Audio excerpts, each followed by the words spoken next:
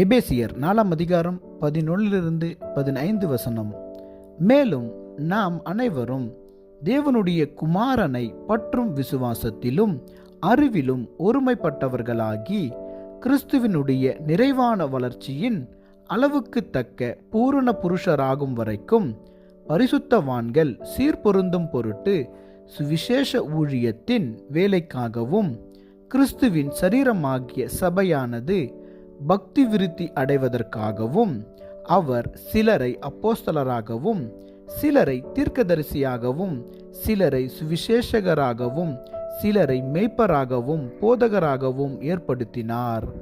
அன்புடன் சத்தியத்தை கைக்கொண்டு தலையாகிய கிறிஸ்துவுக்குள் எல்லாவற்றையும் நாம் வளருகிறவர்களாய் இருக்கும்படியாக அப்படி செய்தார். ஆமென்.